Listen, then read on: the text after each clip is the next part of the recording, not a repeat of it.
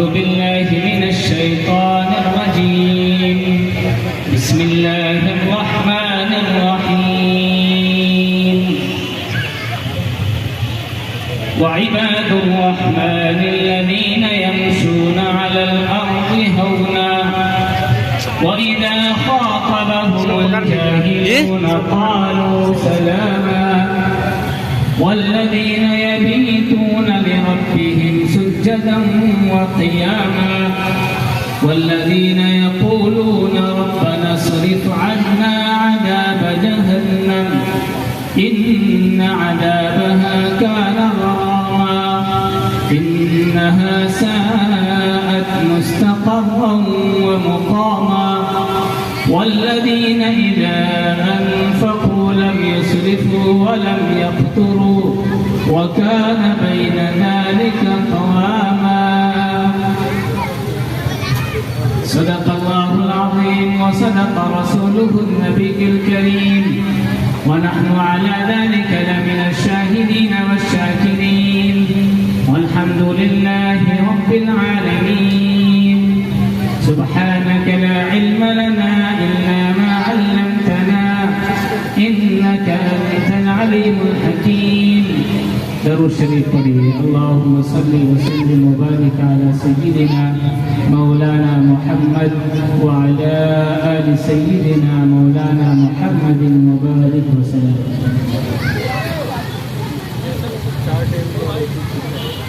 حضور آئے تو سر آفرین اشپا گئی دنیا حضور آئے تو سر آفرین اشپا گئی دنیا اندھیروں سے نکل کر روشنی میں آ گئی دنیا بجھے چہروں کا زنگ اترا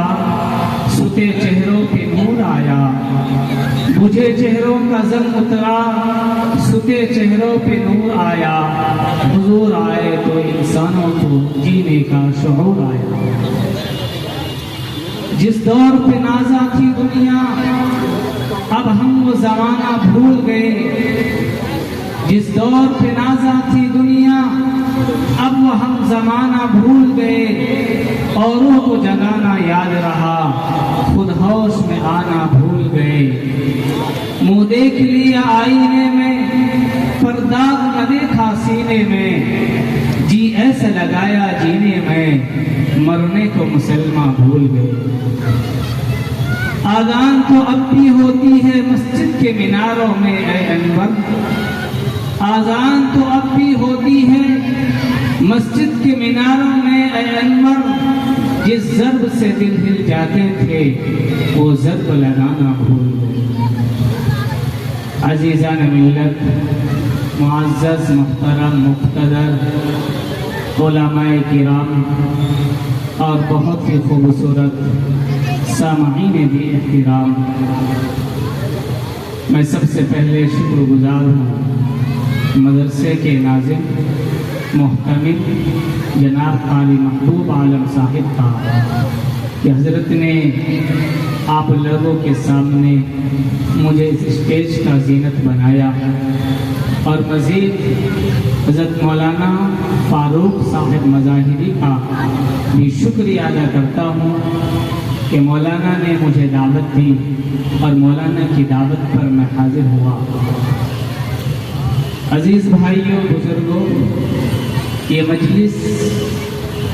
یہ محفل جس میں ہم اور آپ بیٹھے ہیں اس کی نسبت بہت اونچی ہے کیونکہ یہ مجلس اور یہ محفل اور یہ جلسہ یہ پروگرام جو سجایا گیا ہے وہ قرآن کی نسبت پر ہے. اس مدرسے کے 3 طالب علم نے قرآن کریم کو اپنے سینے میں بسایا ہے. ان کے پیچھے ان کے اساتذہ نے محنتیں کی ہیں رات و دن کی کوششوں کی بدولت آج کا یہ پروگرام یہ جلسہ اور جس میں آپ بیٹھے ہیں بڑی مشقت کے بعد اس محفل کو سجایا اور سنوارا گیا ہے. اور دستور الہی ہے کہ جس چیز کی نسبت قرآن سے ہو جاتی ہے رب ذوالجلال اس چیز کی رفعت کو، اس کی عظمت کو، اس کی اہمیت کو بڑھا دیتا ہے۔ رمضان کا مہینہ پہلے بھی تھا، اب بھی ہے، لیکن آج مسلمانوں کی نظر میں رمضان کے مہینے کی عظمت ہے وہ روزے کی وجہ سے نہیں، چونکہ قرآن کا اعلان ہے، اللہ کا فرمان ہے، شہر رمضان الذی انزل فیہ القرآن، کہ لوگوں رمضان کا جو مہینہ ہے یہ مہینہ وہ ہے جس میں قرآن کو نازل کیا گیا۔ معلوم ہوا کہ رمضان کو جو نسبت حاصل ہے، رمضان کو جو فضیلت حاصل ہے، رمضان کو جو اہمیت حاصل ہے، اس کی نسبت قرآن کے ساتھ ہونے کی وجہ سے، اور آج ہم اور آپ اسی قرآن کی نسبت پر اس محفل میں آئے ہیں۔ اللہ سے دعا کریں کہ اللہ رب العزت والجلال ہمیں قرآن کے تقاضے پر عمل کرنے کی توفیق عطا فرمائے اور کہنے سننے سے زیادہ اس پر عمل کرنے والا بنائے۔ سب کہیے آمین۔ میرے بھائیوں، میری گفتگو کا لب لباب اور نچوڑ تین باتوں میں منحصر ہے۔ پہلی بات کہ جس قرآن کی نسبت پر یہ مجلس سجائی گئی ہے، اس قرآن میں کس کا کلام ہے، یہ قرآن کس کی کتاب ہے، اس ذات کی کیا اہمیت ہے، اور ہم نے اس ذات کے ساتھ کیا رویہ اور کیا سلوک اختیار کیا ہے۔ اور دوسری بات کہ قرآن جس کی نسبت پر یہ مجلس سجائی گئی ہے، قرآن کس پر نازل ہوا ہے، قرآن نے اس کی رفعت کو، اس کی شان کو، اس کی اہمیت کو، اس کے درجات کو کس انداز میں بیان کیا ہے، اور تیسری بات کہ قرآن ہم سے کیا تقاضا کرتا ہے، قرآن کا پیغام کیا ہے۔ یہ تین باتیں عرض کر کے میں اپنی بات ختم کروں گا۔ پہلی بات کہ قرآن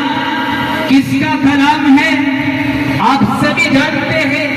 یہ قرآن اللہ کا کلام ہے، رب العالمین کا فرمان ہے، وہ رب العالمین جو کائنات میں یکتا ہے،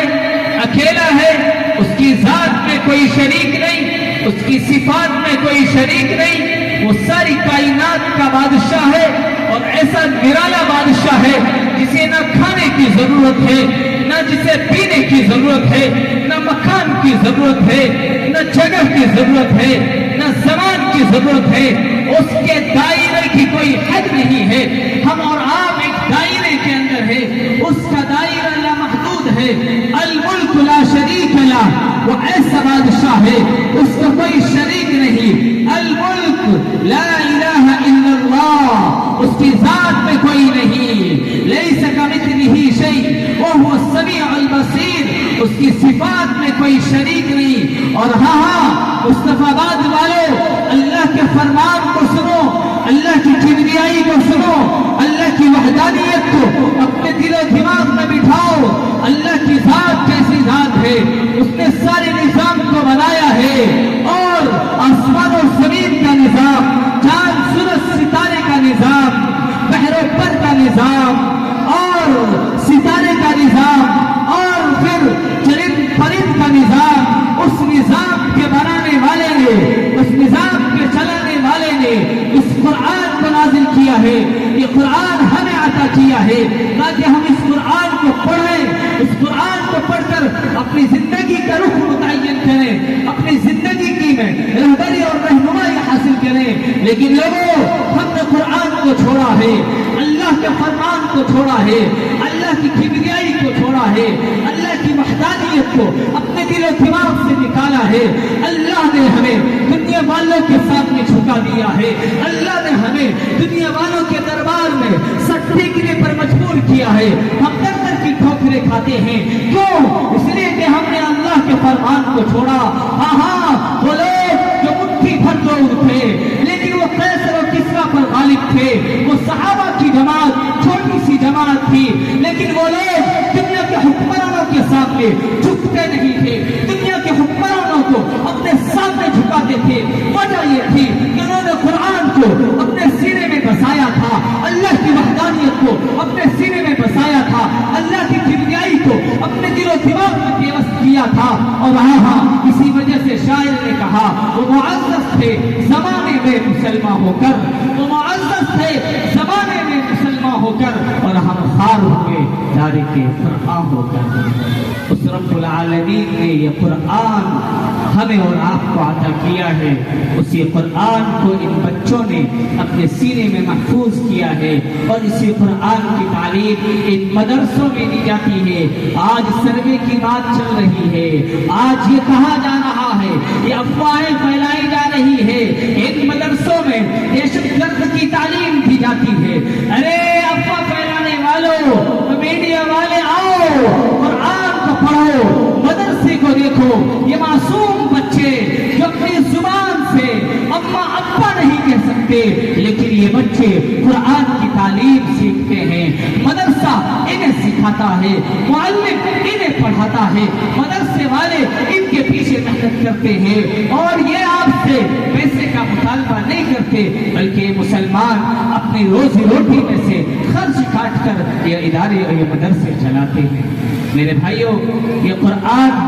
جس قرآن کی نسبت اللہ کی طرف ہے، جو قرآن اللہ کا کلام ہے۔ دوسری بات کہ قرآن جس پر اترا وہ ہمارے اور آپ کے آقا سرکار دو جہاں احمد مصطفیٰ محمد مصطفیٰ صلی اللہ علیہ وسلم کی ذات گرامی ہے۔ آپ علیہ السلام پر یہ قرآن اتارا گیا۔ وہ نبی جس نبی پر یہ قرآن اترا ہے وہ کوئی حضرت موسیٰ نہیں ہے، حضرت عیسیٰ نہیں ہے، حضرت داؤد نہیں ہے، حضرت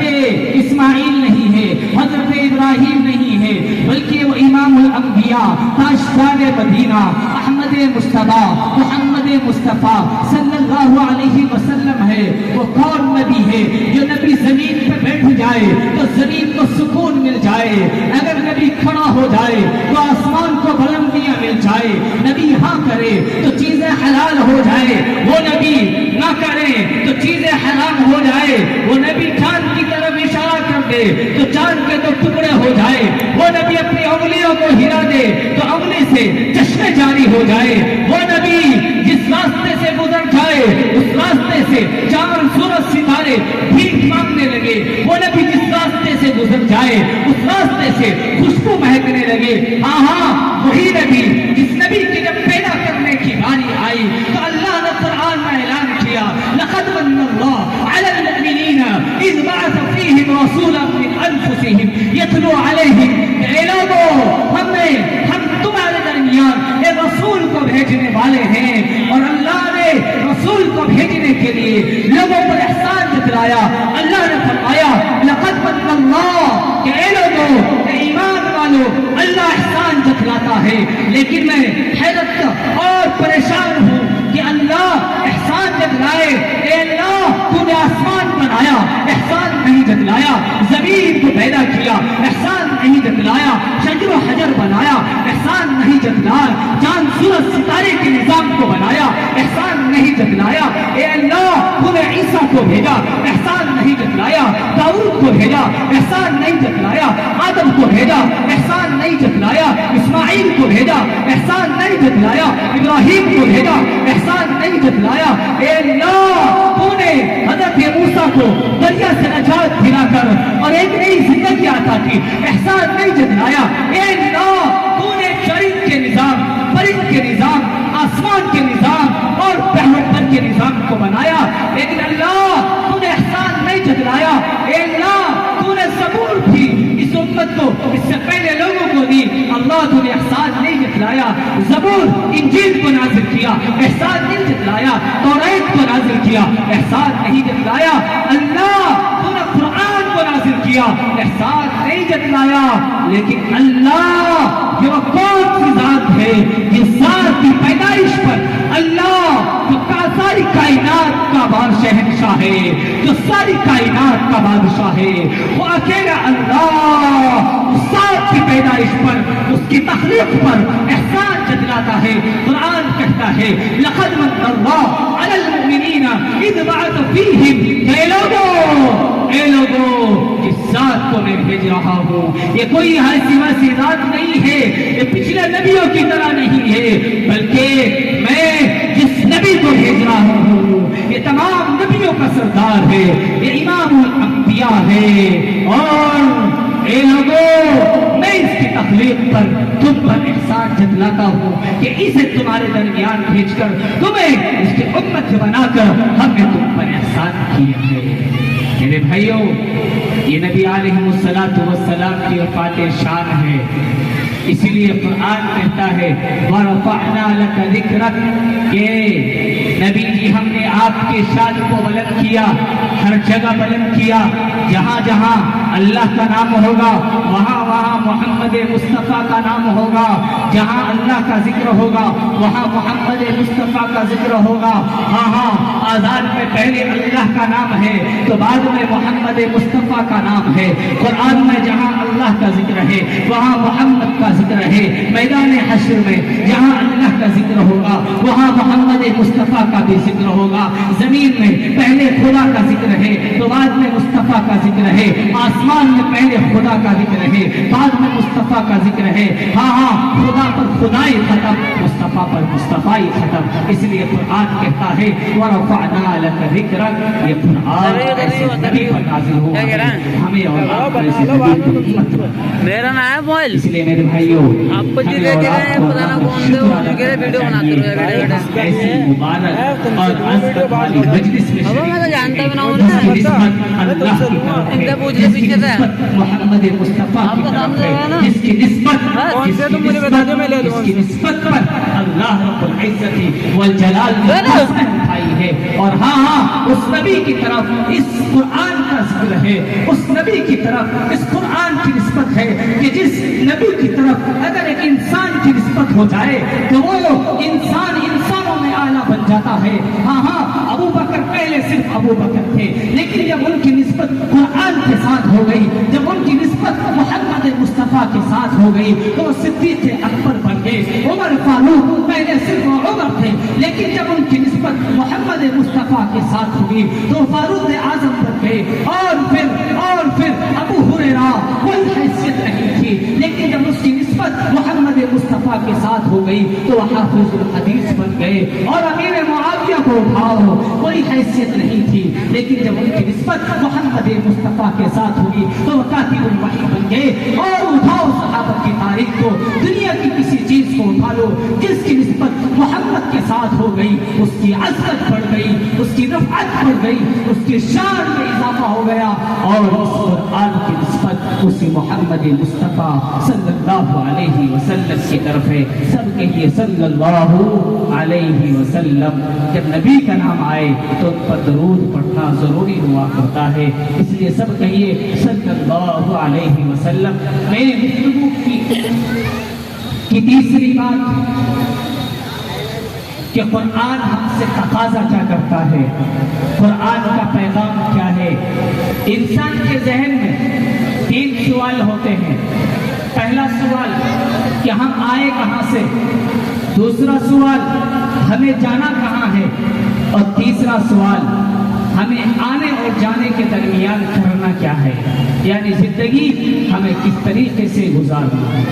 یہ 3 سوال ہر انسان کا فطرتی سوال ہے۔ قرآن کریم میں رب العالمین نے ان تینوں سوالوں کا جواب دیا۔ چنانچہ قرآن میں اللہ نے اعلان فرمایا تبارک الذی ان شاء تبارک الذی جعل فی السماء بروجا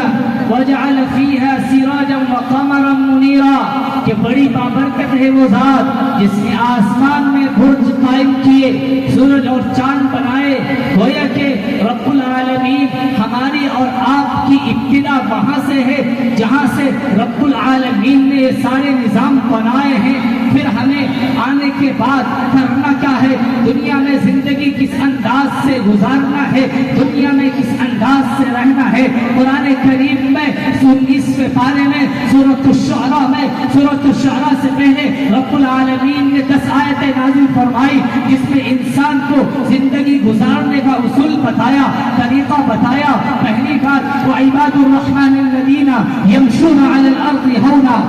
کہ اے لوگوں رحمان کے بندے یعنی اللہ کے بندے وہ ہوتے ہیں الذین یمشون علی الارض ہونا، کہ جب زمین پر چلتے ہیں تو عاجزی کے ساتھ چلتے ہیں، انکساری کے ساتھ چلتے ہیں، کبر و نخوت کے ساتھ نہیں چلتے، تکبرانہ انداز میں نہیں چلتے، چودھری کہہ کر اپنے آپ کو نہیں کہلواتے، اپنے آپ کو کسی اونچی برادری کا نہیں کہلواتے، سینہ کو اٹھا کر نہیں چلتے، بلکہ وقصد فی مشرق وغضض من صوتک، اللہ نے فرمایا اے لوگوں کہ تم زمین میں چلو تو بیانہ روی اختیار کرو، عاجزی کے ساتھ چلو، انکساری کے ساتھ چلو۔ یہ قرآن کا پیغام ہے، جس قرآن کی نسبت اللہ کی طرف ہے، جس قرآن کی نسبت محمد مصطفیٰ کی طرف ہے، وہ قرآن ہمیں کہتا ہے کہ تمہیں دنیا میں کیسے رہنا ہے، کیونکہ اللہ کے نبی نے فرمایا کہ مومن کی زندگی اس دنیا میں مسافر کی طرح ہے، جس طریقے سے ایک مسافر زندگی گزارتا ہے، ایک راہگیر ہوتا ہے، وہ راستہ چلتا ہے، وہ کہیں مستقل طور پر ٹھہرتا نہیں ہے بلکہ اسٹیشنوں پر قیام کرتا ہے، کسی ہوٹل پر ٹھہر جاتا ہے، ایک دن کے لیے 2 دن کے لیے، پھر اپنا سفر آگے کو طے کرتا ہے۔ ایسے ہی اس دنیا میں رہنے والا انسان، ایسے ہی اس دنیا میں رہنے والے ایمان والے بندے مسافر ہیں۔ جب یہ دنیا میں زندگی گزاریں گے، جب یہ چلیں گے تو یہ راستے سے گزریں گے تو راستے میں چلنے کا انداز کیا ہوگا؟ الذین یمشون علی الارض ہونا، کہ زمین پر عاجزی کے ساتھ چلیں۔ کیوں؟ اس لیے کہ اس انسان کو مٹی سے بنایا گیا ہے، اس انسان کو مٹی سے پیدا کیا گیا ہے، مٹی کی فطرت میں عاجزی ہے، مٹی کی فطرت میں انکساری ہے، مٹی کی فطرت میں فروتنی ہے۔ مٹی کو آپ روڈ ڈالیے، مٹی کو کھود کر آپ گھر بنا لیجئے، مٹی پر آپ ہل چلا لیجئے، مٹی پر آپ گاڑی چلائیے، لیکن مٹی کبھی آپ کو اوہ نہیں کرتی، مٹی آپ کو یہ نہیں کرتی کہ اے انسان مجھے کیوں روز رہا ہے، اے انسان مجھے کیوں کھود رہا ہے، اے انسان میرے اندر کیوں گڈھا کر رہا ہے، بلکہ مٹی تمام مشقتوں کو، تمام پریشانیوں کو جھیلتی ہے۔ اس لیے انسان کو مٹی سے بنایا گیا تاکہ مٹی والی عاجزی، مٹی والی انکساری اس انسان کے اندر آ جائے۔ لیکن جب انسان دنیا میں آیا تو اپنی عاجزی کو، اپنی انکساری کو، اپنی فطرت کو انسان بھول گیا اور اپنے آپ کو برادری کے نام پر سیدھا ٹانگ کر چلنا شروع کیا۔ لیکن قرآن میں اللہ نے منع فرمایا، قرآن کے 15 پارے میں اللہ نے اعلان کیا وَلَا تَمْشِ فِي الْأَرْضِ مَرَحًا إِنَّكَ لَن تَخْرِقَ الْأَرْضَ وَلَن تَبْلُغَ الْجِبَالَ طُولًا، کہ اے لوگوں زمین پر اکڑ کر مت چلو، زمین پر تم زمین پر اکڑ کر چلو گے، تم زمین کو پھاڑ نہیں ڈالو گے، تم سینے کو اونچا کر کے چلو گے، سر کو اوپر کی طرف کھینچ کے چلو گے، تمہاری لمبائی پہاڑوں کو نہیں پہنچے گی، بلکہ تم وہی انسان ہوگے۔ ہاں یہ ضرور ہوگا کہ تم اللہ کی نظروں میں گر جاؤ گے۔ اس لیے جو انسان عاجزی کرتا ہے اللہ اس کو اٹھاتا ہے، اللہ اس کو بلند کرتا ہے۔ اللہ کے نبی نے فرمایا، حدیث میں آیا کہ اللہ کے نبی نے یہ ارشاد فرمایا، جب بندہ کوئی عبادت کرتا ہے، جب بندہ کوئی عمل کرتا ہے اور عمل کے بعد یوں کہتا ہے اے اللہ میں نے کچھ نہیں کیا، سب تیرا کمال ہے، اللہ سب تیرا فضل ہے، مجھ سے تو کچھ نہ بن سکا، اے اللہ سب تیرے فضل سے ہوا ہے، تو اللہ کہتا ہے نہیں میرے بندے، نہیں اے مصطفیٰ آباد کے رہنے والوں، اپنے دل و دماغ کی باتوں کو پیوست کرنا اور عمل کی نیت سے سننا اور زندگی میں داخل کرنا۔ اللہ کہتا ہے اے بندے تو نے کیا ہے، تو ہی اپنے پیر سے چل کر مسجد کی طرف گیا تھا، تو نے ہی پیسے کا انتظام کر کے تو بیت اللہ کی طرف حج کرنے کے لیے گیا تھا، تو نے اپنے خواہشات کو روکا، تو نے میری فرما برداری کی۔ لیکن جب بندہ جمعے کی نماز پڑھ کر اور عید بقرعید کی نماز پڑھ کر تو جمعہ پڑھ کر اور اپنے اللہ کے سامنے یہ کہتا ہے، اپنے آپ کو بڑا بننے کی ظاہر کرتا ہے اور یہ سوچتا ہے کہ میں نے نماز پڑھ لی جمعے کی، میں نے عید بقرعید کی نماز پڑھ لی، تو اللہ کہتا ہے تو نے کچھ نہیں کیا ہے، تیرا اس میں کوئی کمال نہیں، توفیق دینے والا میں، تیرے دل میں بات ڈالنے والا میں، بلکہ میں نے تیرے دل میں ڈالا، تو جمعے کے لیے مسجد تک گیا، میں نے تیرے دل میں بات ڈالا، تو مسجد تک گیا عید کی نماز پڑھنے کے لیے، بقرعید کی نماز پڑھنے کے لیے۔ میرے بھائیوں، اس لیے اللہ نے فرمایا الذین یمشون علی الارض ہونا واذا خاطبهم الجاہلون قالوا سلاما، کہ اللہ کے وہ بندے جو نیک بندے ہوتے ہیں، جو اللہ کے آگے عاجزی کرنے والے ہوتے ہیں، اللہ اس کی عظمتوں کو بڑھاتا ہے، اللہ اس کو بلندیوں تک لے جاتا ہے، اللہ اس کو پست نہیں کرتا، اللہ اس کو ذلیل نہیں کرتا۔ لیکن جو اپنے آپ کو بڑا بننے کی کوشش کرتا ہے اور صرف برادری کے نام پر، خاندان کے نام پر اپنے آپ کو بڑا ظاہر کرتا ہے، سینے کو تان کر چلتا ہے کہ جو فلاں چودھری صاحب آ رہے ہیں، فلاں سید صاحب آ رہے ہیں، فلاں پردھان جی آ رہے ہیں، تو اللہ ایسے لوگوں کو کھلے عام ذلیل کرتا ہے، اللہ ایسے لوگوں کو رسوا کرتا ہے۔ دوسرا پیغام جو قرآن ہمیں کہتا ہے کہ آپ راستہ چل رہے ہیں، راستے چلتے چلتے چلنے میں رفتار آپ کا یہ ہو، میانہ روی ہونا چاہیے، اعتدال ہونا چاہیے، آپ سینے کو تان کرنا چلیے، سر کو اٹھا کرنا چلیے،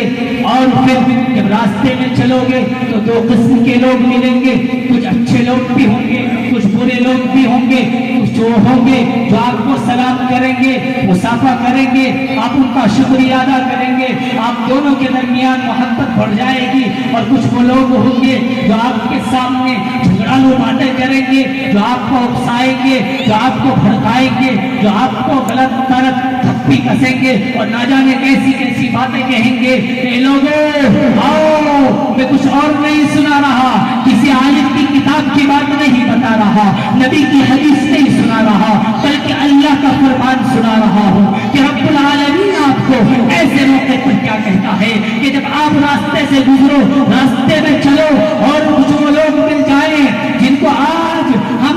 الگ لباس سے بھی پہچان سکتے ہیں، الگ انداز سے بھی پہچان سکتے ہیں، اگر ایسے لوگ مل جائیں اور آپ پر دھمکیاں کسے، آپ کو جھگڑالو باتیں کہیں، آپ کو فساد پر آمادہ کریں، تو آپ ایسے موقع پر کیا کرو گے؟ اللہ کہتا ہے وَإِذَا خَاطَبَهُمُ الْجَاهِلُونَ قَالُوا سَلَامًا، کہ جب آپ کا تخاطب، آپ کا مخاطب کوئی جاہل بن جائے اور جاہل پنے کی بات کرے تو آپ ان کے سامنے ویسی بات مت کرو، بلکہ آپ کہو قَالُوا سَلَامًا، تم سلامتی کا پیکر بن جاؤ، تم سلامتی کا پیکر بن جاؤ، صبر و تحمل کے دامن کو تھام لو اور اپنے آپ کو کنٹرول کر لو، بلکہ یہ کہہ دو بھائی آپ کی یہ بات غلط ہے، میں ایسا نہیں، اور یہ زمانہ تو وہ زمانہ ہے، اگر آپ کسی سبزی منڈی میں چلے جائیں، کسی بازار میں چلے جائیں تو نہ جانے کیسے کیسے لفظ سننے کو ملتے ہیں اور کیا کیا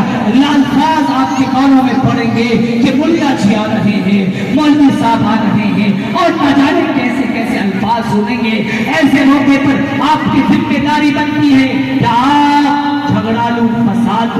فساد کا ذریعہ نہ بنے، بلکہ ایسے موقع پر صبر و تحمل کا دامن تھامے رکھیں۔ اسی کو قرآن کہتا ہے وَإِذَا خَاطَبَهُمُ الْجَاهِلُونَ قَالُوا سَلَامًا، کہ جب آپ سلامتی کے پیکر بن جاؤ گے اس کو احساس ہوگا ارے ہم نے اس کو ابھارا تھا فساد پر، ہم نے اس کو ابھارا تھا جھگڑے پر، لیکن یہ تو بڑا نیک انسان ہے، بڑا عزتدار لگتا ہے، تو ایسے موقع پر اس کے دل میں آپ کی محبت آئے گی، اس کے دل میں آپ کی الفت جاگ اٹھے گی، تو آپ کو بھی وہ اگر مسلمان ہوگا تو آپ کو بھی سلام کرے گا، گویا کہ دونوں کے درمیان سلام ہوگا، یہ محبت بڑھے گی، محبت میں اضافہ ہوگا۔ اس لیے اس پرانی آیات کی روشنی میں کہا گیا کہ مسلمان جب ایک دوسرے سے ملے خاص طور سے ایک دوسرے کو سلام کرنا چاہیے۔ اللہ کے نبی نے فرمایا تقرؤ السلام تعرف ان لم تعرف، کہ تم سلام کو عام کرو، چاہے تم ایک آدمی کو پہچانتے ہو یا نہ پہچانتے ہو لیکن سلام ہر ایک کو کرو، اس سے تمہارے درمیان محبت ہوگی۔ اگر دو آدمیوں کے درمیان اختلاف ہو جائے، انتشار ہو جائے، تو جو آدمی سلام میں پہل کرے گا، اللہ کے نبی نے فرمایا البادئ بالسلام بریء من الکبر، کہ جو سلام میں پہل کرنے والا ہوتا ہے وہ تکبر سے بری ہوتا ہے۔ اس لیے مسلمانوں سلام کو عام کرو۔ اللہ کے نبی نے فرمایا کہ 3 لوگ وہ ہوں گے، 3 صفات جن کے اندر پائی جائے گی، ہم ان کو جنت میں داخل فرمائیں گے۔ پہلی صفت افشاء السلام، جو سلام کو عام کرے گا، سلام کو پھیلائے گا، ایک دوسرے سے سلام کرے گا۔ دوسری صفت اطعام الطعام، جو ایک دوسرے کو کھانا کھلائے گا، بھوکے کو کھانا کھلائے گا، پیاسے کو پانی پلائے گا۔ جس ایمان والے کے اندر، جس مومن کے اندر، جس مسلمان کے اندر یہ صفت آ جائے، بھوکے کی کھانا کھلانے کی، پیاسوں کو پانی پلانے کی، اللہ کے نبی نے فرمایا ایسے لوگوں کو ہم جنت میں داخل کریں گے۔ اور تیسری صفت وہ کہ جب لوگ سو رہے ہوں، جب لوگ سو رہے ہوں، اپنی نیند کے آغوش میں ہو، تو ایمان والا بندہ اٹھتا ہے، اللہ کے سامنے اپنے رکوع اور سجدے کو بجا لاتا ہے، اللہ کے سامنے اللہ کی کبریائی کو بیان کرتا ہے، اللہ کی وحدانیت کو بیان کرتا ہے۔ اللہ کے نبی نے فرمایا ان 3 صفات والے لوگوں کو ہم جنت میں داخل کریں گے۔ اور قرآن کا تیسرا پیغام جو قرآن ہمیں اور آپ کو مخاطب بنا کر کہتا ہے، قرآن کا جو مطالبہ ہے، قرآن کا جو تقاضا ہے وہ یہ ہے، قرآن میں کہا گیا والذین اذا انفقوا لم يسرفوا ولم يقتروا وكان بين ذلك قواما، کہ ایمان والے اللہ کے نیک بندے جو ہوتے ہیں جب اللہ ان کو مال دیتا ہے، دولت دیتا ہے، تو اپنی دولت کو، اپنے مال کو فضول خرچ میں ختم نہیں کرتے ہیں، اور نہ وہ بخل کرتے ہیں نہ تقدیر کرتے ہیں۔ تو الگ لفظ ہے بخل کرنا، یعنی اپنے ہاتھ کو بالکل سمیٹ لینا، بالکل خرچ نہ کرنا، جائز ضروریات میں بھی اپنے پیسے کو بچا لینا، یہ ہے بخل۔ اور تقدیر یہ ہے کہ جہاں پر خرچ کرنے کی باری آ جائے اور جہاں پر جائز چیز ہو، جائز جگہ ہو، اس جگہ پر خرچ نہیں کیا جائے، وہاں پر اپنے ہاتھ کو سمیٹ لیا جائے، تو اس کو تقدیر کہا جاتا ہے۔ وہ ایمان والے ہوتے ہیں، یہ دونوں صفت ان کے اندر نہیں پائی جاتی، بلکہ وہ جائز اور صحیح جگہ کو دیکھ کر اپنے مال کو خرچ کرتے ہیں۔ ہاں عرض کرتا چلوں کہ ایمان والے ہوتے ہیں، اللہ کے نیک بندے ہوتے ہیں جن کے اندر ایمان کی صفات ہوتی ہے، جو بندے کو زمین پر جس طریقے سے رہنا چاہیے، اپنے مال کو جس طریقے سے خرچ کرنا چاہیے، اللہ نے اس کا ارادہ کیوں ظاہر فرمایا والذین اذا انفقوا، اے لوگوں جب تم مال خرچ کرو، جب تم مال خرچ کرو تو صحیح طریقے پر خرچ کرو، فضول خرچ نہ کرو۔ اپنی شادی بیاہ میں میانہ روی اختیار کرو، جہاں شادی 10,000 میں ہو جائے وہاں 50,000 خرچ مت کرو، جہاں 50,000 کا ہو جائے وہاں 1,00,000 خرچ مت کرو، فضول خرچیوں سے بچو، اور ان پیسوں کو بچا کر کسی ادارے کی تعمیر کراؤ، ان پیسوں کو بچا کر مسلمانوں کی تعلیمی ملی اداروں میں خرچ کرو، ان پیسوں کو بچا کر وہ غریب اور یتیم بچیاں جو اپنی شادی کے لیے ترس رہی ہے، جن کے پاس اسباب نہیں ہے، جن کے پاس آلات نہیں ہے، ان کی شادیوں میں پیسے خرچ کرو، اس سے اللہ تمہیں اپنا معزز بنائے گا، اس سے اللہ تمہیں اپنا محبوب بنائے گا۔ اس لیے اللہ نے فرمایا جو ایمان والے بندے ہوتے ہیں ان کی صفاتوں میں سے یہ صفت ہے والذین اذا انفقوا لم يسرفوا ولم يقتروا، کہ جب مال خرچ کرتے ہیں تو بھی میانہ روی اختیار کرتے ہیں، اعتدال کے ساتھ خرچ کرتے ہیں، اور ان تمام کاموں کے کرنے کے بعد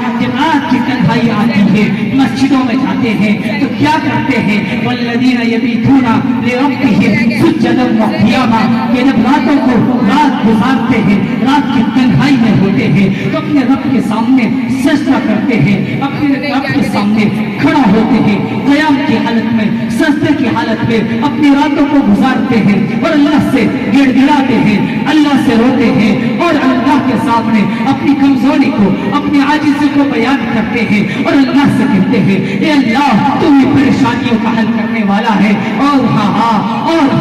جو ایمان والے بیٹھے ہوتے ہیں والذین لا يدعون مع اللہ الہ آخر، جب وہ اللہ کے سامنے ہاتھ پھیلاتے ہیں تو اللہ کے علاوہ کسی اور کو نہیں پکارتے، بلکہ صرف اور صرف اس اکیلے اللہ کو پکارتے ہیں جس کی ذات میں کوئی شریک نہیں، جس کی صفات میں کوئی شریک نہیں، جو لا شریک لہ ہے، جو لا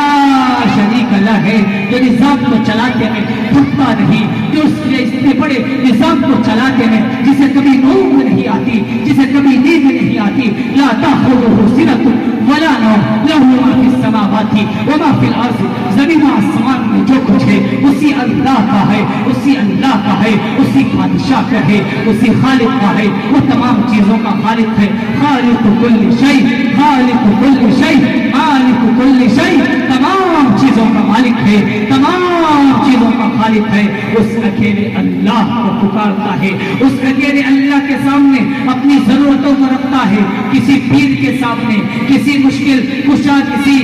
مزاروں پر جا کر اور کسی دوسرے لوگوں کے سامنے جا کر اپنے ہاتھ کو نہیں پھیلاتا، واسطہ نہیں بناتا، بلکہ ڈائریکٹ اللہ سے مانگتا ہے۔ بیچ میں ایک واقعہ یاد آیا، ہارون رشید کا زمانہ ہے، ہارون رشید دربار لگائے بیٹھا ہے، ایک باندی جو اس کے پیچھے پنکھا جھل رہی ہے، وہ باندی پنکھا جھلتی ہے، ہارون رشید کو جوش آتا ہے، وہ اپنے دربار میں اعلان کرتا ہے، آج مجھ سے جو مانگے گا میں اس کو دے دوں گا۔ کسی نے کہا اے بادشاہ سلامت، مجھے فلاں صوبے کی گورنری دے دیجیے، ہارون رشید نے کہا دے دی گئی۔ کسی نے کہا مجھے فلاں قلعہ دے دیجیے، بادشاہ نے کہا مل گیا۔ کسی نے کہا فلاں محل دے دیجیے، کہا مل گیا۔ اور جس نے جو مطالبہ کیا ہارون رشید نے وہ عطا کیا، وہ دے دیا۔ ہارون رشید نے اپنی باندی سے پوچھا کہ تو کیوں نہیں مانگتی؟ اس باندی نے کہا کہ بادشاہ ان بیوقوفوں سے نمٹ لیجئے، ان احمقوں سے پہلے آپ فارغ ہو جائیں گے۔ بادشاہ کو عجیب سے لگا کہ میرے وزراء کو، میرے عمراء کو یہ بیوقوف بتا رہی ہے، یہ احمق بتا رہی ہے۔ ان وزراء کو بھی برا لگا، لیکن چونکہ بادشاہ کی باندی ہے کوئی مشکل بھی نہیں سکتا ہے، اس لیے بادشاہ نے کہا ٹھیک ہے۔ جب بادشاہ فارغ ہو گئے، ہارون رشید تمام سلطنتوں کو بانٹ دیا، تو پھر ہارون رشید نے پوچھا کہ باندی بتا اب تیرا کیا مطالبہ ہے، تو کیا چاہتی ہے؟ باندی نے ہارون رشید کے پیٹھ پر ہاتھ رکھ دیا اور باندی نے کہا بادشاہ سلامت، میں تو آپ کو مانگتی ہوں، میں تو آپ کو چاہتی ہوں، کیونکہ جب آپ میرے بن گئے تو ساری سلطنت میری بن گئی۔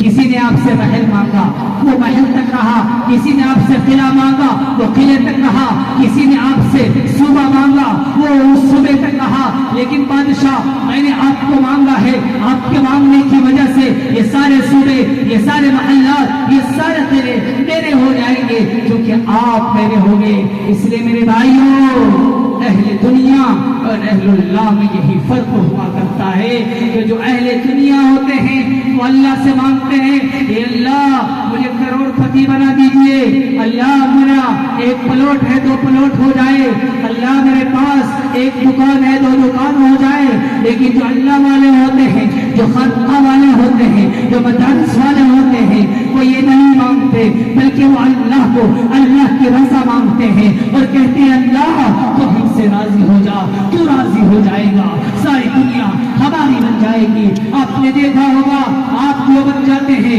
علماء کے پاس بیٹھتے ہیں، خانقاہ رائے پور جاتے ہیں، بڑے بڑے بزرگوں کے پاس جاتے ہیں، ہمیں نے اپنی آنکھوں سے دیکھا ہے، بڑے بڑے وزراء عمراء کو میں نے دیکھا ہے، جو کوٹھیوں کا مالک ہے، جو اربوں کا مالک ہے، جو بڑی بڑی گاڑیوں کا مالک ہے، جب ان اللہ والوں کے پاس جاتا ہے تو ان اللہ والوں کے سامنے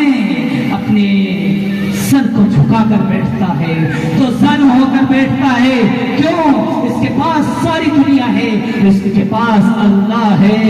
یہ دنیا کو لے کر کچھ نہیں کر سکتا، یہ اللہ کو لے کر سب کچھ کر سکتا ہے۔ اس لیے اہل دنیا اہل اللہ کے پاس سر جھکا بیٹھے ہیں، یہ اللہ مجبور کرتا ہے کہ تم اہل اللہ کے پاس جا کر سر اٹھا کر نہیں بیٹھ سکتے، اہل اللہ کے پاس جا کر تم تکبرانہ انداز میں نہیں بیٹھ سکتے، بلکہ تم تواضع کے ساتھ، انکساری کے ساتھ بیٹھو گے۔ یہی فرق ہوتا ہے اہل دنیا میں اور اہل اللہ میں۔ اس لیے میرے بھائیوں، میں نے قرآن کے پیغامات آپ کو سنایا کیونکہ قرآن کی نسبت پر اس مجلس کو سجایا گیا ہے. قرآن کو ان بچوں نے اپنے سینے میں سجایا ہے. قرآن کو ان بچوں نے اپنے سینے میں محفوظ کیا ہے. اور ان کے والدین بڑے خوش قسمت ہیں کہ جب یہ بچے میدان محشر میں ہوں گے، جب ان کو تاج پہنایا جائے گا، تو ان کے والدین جن کے لیے جہنم کا فیصلہ کر دیا گیا ہوگا، ان کے وہ رشتہ دار جن کے لیے جہنم کا فیصلہ ہو گیا ہوگا، ان حافظ قرآن سے کہا جائے گا کہ تم مطالبہ کرو، کیا مطالبہ کرنا چاہتے ہو؟ یہ بچے اللہ سے کہیں گے اے اللہ میں نے قرآن کو پڑھا، میں نے قرآن کو یاد کیا، میں نے قرآن کو سینے میں بسایا. میرے والدین کی محنت ہے، میرے استاد کی محنت ہے، میرے فلاں رشتہ دار کی محنت ہے. اللہ میرے ان رشتہ داروں کو جہنم سے نکال کر جنت میں داخل کر دے. اللہ فرمائیں گے جا، تیرے مطالبے کو ہم نے پورا کر دیا اور ان کو جہنم سے نکال کر جنت میں داخل کر دیا. یہ حافظ قرآن ہے، یہ قرآن ہے جس قرآن کی نسبت اللہ کی طرف ہے، جس قرآن کا مالک اللہ ہے، جس قرآن کی حفاظت کی ذمہ داری اللہ نے کی ہے، اور جس قرآن کو نازل کیا گیا ہے محمد مصطفیٰ صلی اللہ علیہ وسلم کی طرف، جو امام الانبیاء ہے، احمد مصطفیٰ ہے، خاتم النبیین ہے، وہ اس نبی کی طرف جو نبی رسول ہے، اس نبی کی طرف جن کی عظمتیں میں نے بیان کی. قرآن جگہ جگہ پر ان کا تذکرہ کرتا ہے. اسی قرآن کا یہ پیغام ہے کہ اے لوگوں، جب تم زمین پر چلو گے تو نرم انداز سے چلنا، میانہ روی کے ساتھ چلنا، اعتدال کے ساتھ چلنا، سینے کو اکڑ کر نہ چلنا اور سینے کو اٹھا کر نہ چلنا اور اپنی سر کو اٹھا کر نہ چلنا. اور اسی قرآن کا پیغام ہے کہ اے لوگوں، جب تم کسی سے بات کرو، کوئی تمہیں جھگڑے پر آمادہ کرے تو تم ایسے موقع پر سلامتی کا پیکر بن جانا، صبر و تحمل کا دامن تھام لینا، جھگڑے پر آمادہ مت ہو جانا. ہاں، ملک کے حالات کچھ ایسے ہی ہیں. اے لوگوں، صبر کے دامن کو تھامے رکھیے، اللہ کی مدد آئے گی. لیکن جب آئے گی، جب آپ اپنے اندر یہ صفات پیدا کریں گے، اپنے اندر تبدیلی لائیں گے، آپ کہیں گے طاقت کے بل پر ہم حکومت کو مجبور کر دیں. آپ یہ کہیں گے ہم منقریوں کے بل پر، مسلمان سیاسی رہنماؤں کی بل پر ان کو مجبور کر دیں.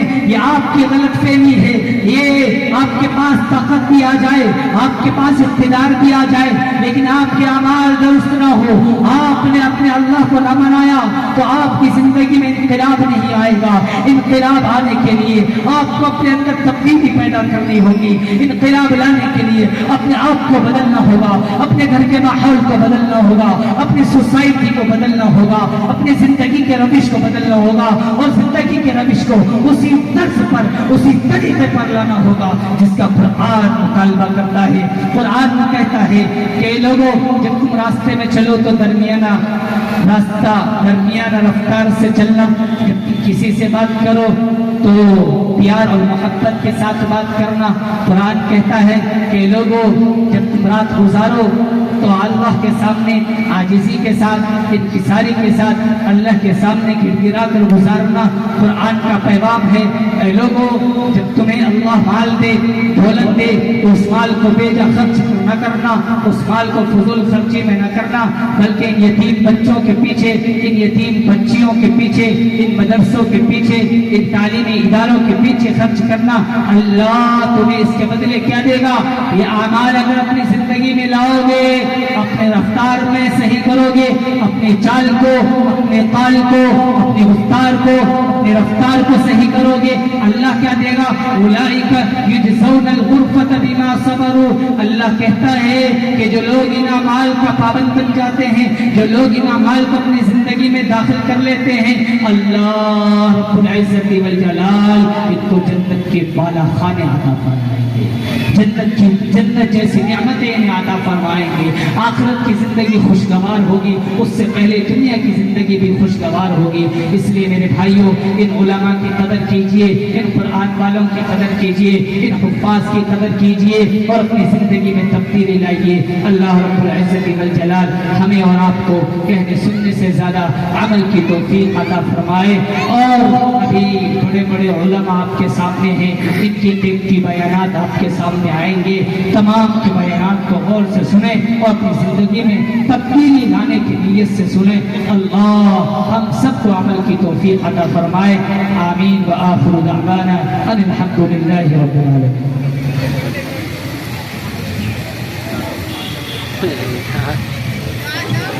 ماشاءاللہ جزاک اللہ۔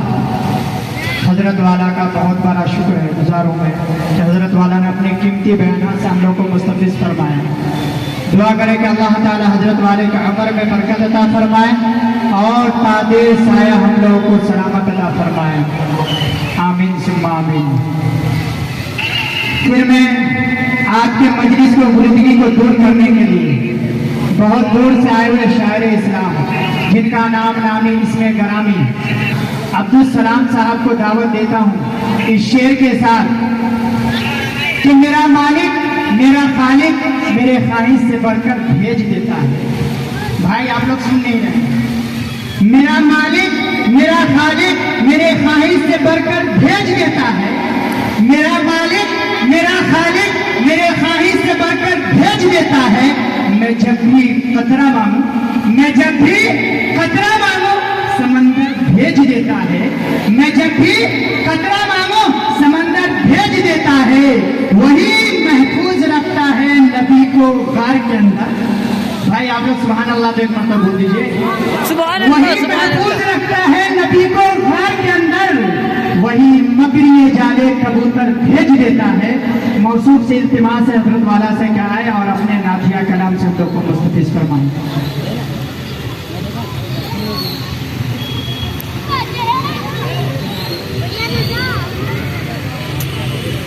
فیس کو اوکے کرنا، مووی کو اوکے کر دیں، پھر دعا چالو کر دیں۔ السلام علیکم۔